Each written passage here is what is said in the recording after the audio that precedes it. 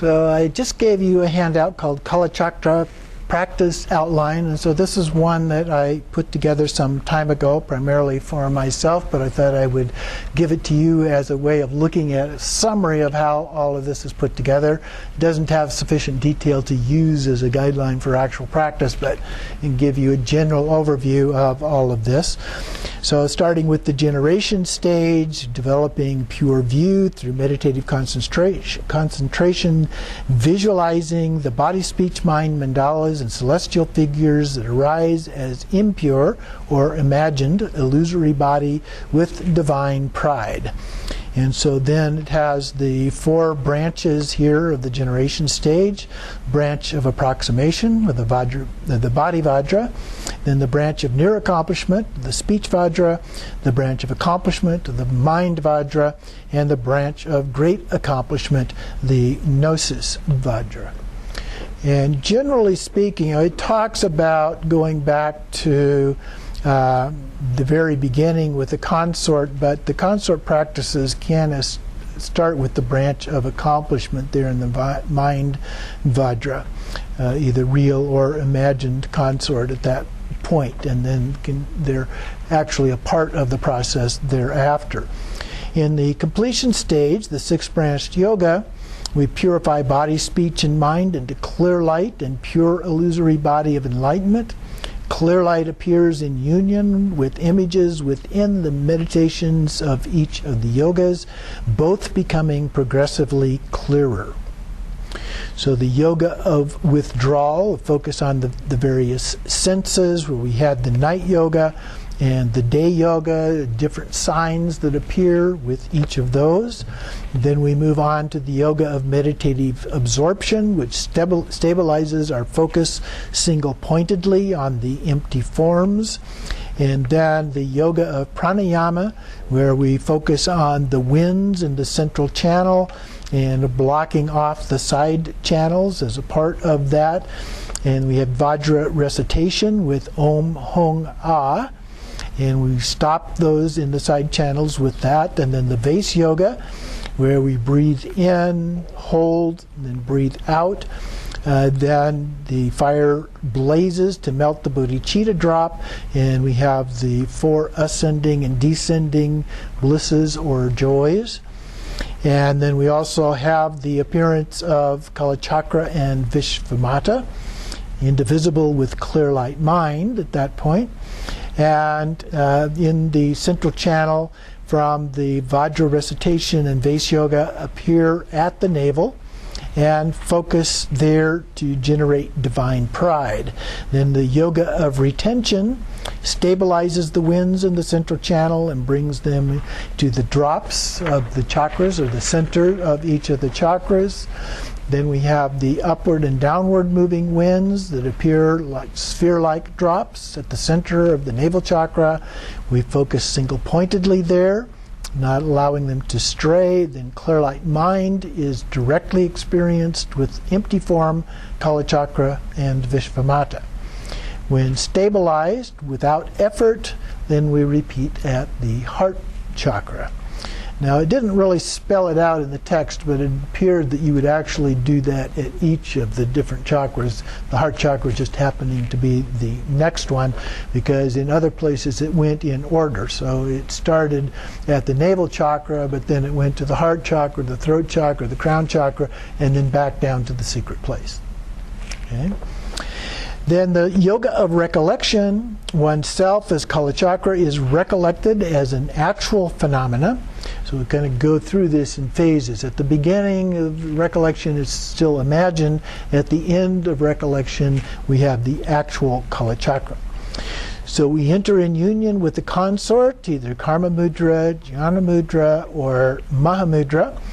And this ignites the inner fire, usually referred to as Tumo. And we have the bliss of non-emission, and recall the empty forms of the 3 realms of Kalachakra with Vishvamata at the navel. Then the fire melts the drops and generates the ascending and descending joys. So we did that in the previous one, but now we do it again at kind of a different level of development. Then we have the clear light mind divorced from conception, and we have the bliss that's merged with the special empty form, and we prolong the meditation and transform into actual Kalachakra and Vishvamata, also generating the Mahamudra consort, which we then have desire for and we use in the next yoga. So light radiates out through the pores of the coarse body in countless actual identical deities and pervade all of space, referred to as light mandalas. And then the yoga of meditative concentration that we just went through with unchanging bliss is achieved from desire for the Mahamudra consort, and then using the sound of moving the Vajra slowly in the lotus of an actual consort, desire for Mahamudra consort, Vishvamata, leads to the unchanging great bliss with empty form. And then the inner heat causes a red drop to melt that is into the crown, where it is stabilized, and the white drop melts, descends to the tip of the Vajra jewel, is held with the power of the Mahamudra consort. Each drop then is stabilized from the tip of the jewel, produces an instance of unchanging bliss, which eliminates one breath or wind from the 21,600 per day. And the drop also consumes and destroys one of the 21,600 parts of the material body. Then the 21,600 white drops are stacked up in the central channel from the tip of the jewel to the center of the crown chakra, and the 21,600 red drops stacked down from the crown to the tip of the jewel. The resultant 21,600 instances of unchanging bliss are arranged in 12 groups of 1,800, forming the 12 bodhisattva levels. The karmic winds are halted, impurities, for example, emission, are halted. Clear light mind is, as unchanging bliss becomes the body of great bliss in full and perfect enlightenment, and the supreme non-dual method and wisdom joined together as one. So that's a rough outline of what it is that we've been going through and studying. I have one other one here for you to help give a little bit of a comparison. Now this only focuses in terms of the completion stage practices, so it's not comparing with generation stage, just the completion stage. And so it looks at Anuttaratantra, which is your usual approach to Tantra practice, Kalachakra, and Dzogchen. So we start with the Anuttaratantra, and so this one is primarily from a Gelugpa point of view, but that seems to be fairly uniform, not completely so. Some of the language changes is from one lineage to another a little bit. So we first have the physical isolation, where the vital energies enter and abide in the central channel.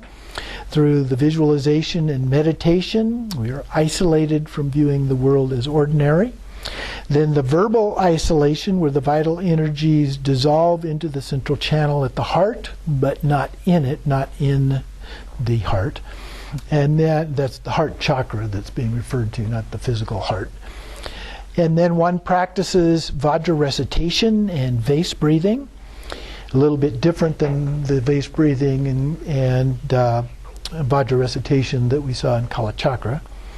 Then the mental isolation, we do the four joys, four blisses, manifest joy due to the dissolution of the winds into the indestructible drop at the heart. So previously it didn't go into the indestructible drop, but here at the third level it actually goes into that, where the true mind is said to reside. And then one practices with Tumo and Tsa Lung, the channels, winds, and drops practices. Then the impure illusory body and semblant clear light.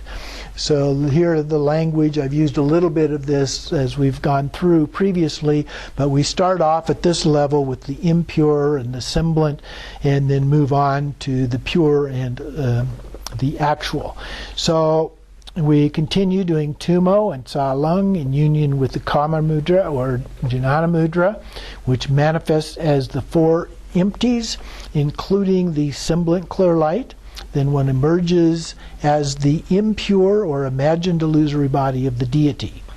Then we move on to the next stage of pure illusory body and actual clear light, where we continue the practices with increasingly subtle clarity as the winds are completely dissolved into the indestructible drop at the heart, and one experiences a very subtle innate bliss and directly realizes the actual clear light of luminous emptiness.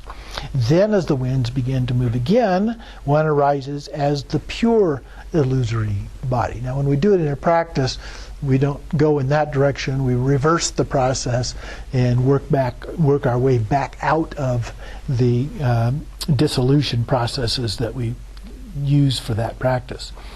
And then the learner's union is the last of those. We practice with the Mahamudra consort, and the actual clear light and pure illusory body merge, and all remaining subtle obscurations are removed as one progresses through the 12 bodhisattva levels until one becomes the learner's union and achieves Buddhahood. So you can see some strong similarities. Sometimes the language is a little bit different. Sometimes the practice is slightly different, but there's some strong comparisons. And then the Kalachakra, not going to go through this one in detail because we just did that with the other handout, but we start with the yoga of withdrawal related to the senses, then the yoga of meditative absorption, the pranayama, the retention, recollection, and meditative concentration. In Dzogchen, we have three parts. We have the preliminary practices called Korde Rushen, sometimes divided up in different ways, but one practices a series of activities designed to separate samsara from nirvana, and sensory and mental activities from the nature of mind itself. So clear light, or Rigpa, we usually use the term Rigpa in Dzogchen, pure non-conceptual awareness. So the awareness before we become aware of something, but it's very similar when we talk about Mahamudra, very similar to that idea. And then we do the actual practices of Trekcho, where we meditate on Rigpa without attachment or aversion, very similar to the Mahamudra consort that was described in Kalachakra. And then the Togao, where one practices the yogas of Dharmakaya, Sambhogakaya, and Namanikaya, with the focus on sky gazing to progress through the four visions of direct perception of reality itself, progression of visionary experience, reaching consummate awareness, and finally extinction into reality of itself, the enlightenment of a rainbow body form, which also is very similar to the kind of a form that you take in the Kalachakra.